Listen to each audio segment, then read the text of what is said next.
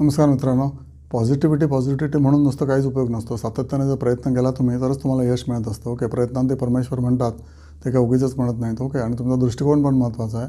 कुठल्या दृष्टिकोनाने तुम्ही बघताय. तुम्ही जर निगेटिव्ह दृष्टिकोन जर ठेवला तर ऑब्व्हियसली तुम्हाला सगळं निगेटिव्ह दिसेल. पण पॉझिटिव्ह दृष्टिकोन ठेवला किंवा समोरच्या माणसाच्या शूजमध्ये जाऊन जर तुम्ही विचार केला तर ऑब्व्हियसली तुम्हाला तुमचे विचार क्रयशक्तीच वेगळी होऊन जाईल. Okay, always put yourself into other man's shoes who is trying to argue out with you और who is trying to fight it out with you. त्यामुळे जर तुम्ही त्याच्या बाजूने विचार केला तर नक्कीच तुम्हाला दोन्हीकडनं ॲन्सर्स मिळतील आणि मग तुम्ही बॅलन्स विचार करू शकाल. ओके, असं माझं तुम्हाला सांगणं आहे. आणि बेसिकली माणसं जोडणं जेवढं महत्त्वाचं आहे तेवढंच माणसं सोडणं योग्य वेळी ते पण तेवढंच महत्त्वाचं आहे. आता तुम्ही एवढे चॅनल सगळे बघता, फाईन. त्यापैकी कुठला चॅनल तुम्हाला चांगला आहे, कुठला चॅनलशी तुम्ही जोडून राहा हे तुम्हाला कळलं पाहिजे. आणि उरलेले सगळे चॅनल तुम्ही सोडून द्यायला पाहिजेत. कारण त्याच्यामध्ये नुसता काय म्हणायचं नॉलेजचा भडीमार आहे. आणि ज्या चॅनलमध्ये फक्त डिस्टिल नॉलेज तुम्हाला दिलं जातं आहे, जसं माझ्या चॅनलमध्ये दिलं जातं, तर त्या चॅनलशी तुम्ही धरून राहा. आणि बाकीचे चॅनल तुम्ही उगीच वेळ वेस्ट करू नका. ओके, मी तुम्हाला एक्झॅक्टली काय करायचं, कधी करायचं आणि कसं करायचं, त्यातल्या खाचा खळगा खड्डे वगैरे सगळं सांगतो आहे तुम्हाला. आणि future is always bright provided you learn the right way आणि you draw the notes from my channel. Okay, हे जर तुम्ही केलं नाही तर तुम्ही स्वतःला एक तर शिवाय द्याल, नाही तर मला शिवाय द्याल. तसं करू नका. तुम्ही प्रत्येक गोष्टीच्या नोट काढा. नोट्स काढल्यानंतर त्याचं ज्ञान तुम्ही ग्रहण करा.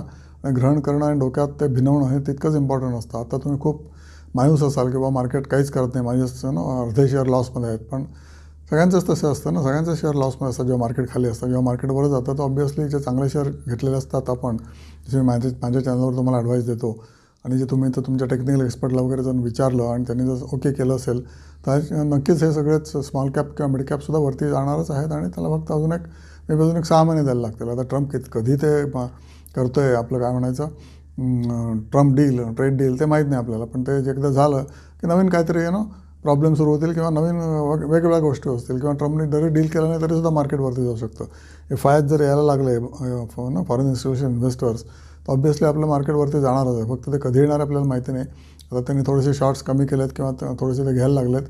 आणि they are also setting on the fence. तर ते जेव्हा आपल्या साईडच्या फेन्सला येतील तर market will go up like rocket. आता ते कधी येणार आहे, अजून 1 महिन्याने येणार का 4 महिन्याने येणार आहे, त्यात नोबडी नोस. पण तोपर्यंत तुम्ही चांगल्या स्टॉक्समध्ये ज्याचे net profit year on year वाढलेले आहेत, क्वार्टर ऑन क्वार्टर वाढलेले आहेत, सेल्स क्वार्टर ऑन क्वार्टर वाढलेले आहेत किंवा ज्याचे डिव्हिडंड यील्ड तर तुम्हाला 5-7% मिळतं आहे, तसे शेअर नेहमी चांगले असतात. आणि तुम्हाला मी सांगितलं की कुठले इंडस्ट्रियल हाऊस चांगले आहेत. तुम्हालाही त्याच्यातनं जाण झाली असेल आत्तापर्यंत की या शेअरनी कधीच धोका दिलेला नाही. तर MNC शेअर्स असतात. Okay, multinational companies, for example Abbott Laboratories किंवा ABB इंडिया किंवा असे बरेच शेअर्स आहेत. ओके, प्रॉक्टर अँड गॅम्बल किंवा फायझर. ओके, बघा तुम्हाला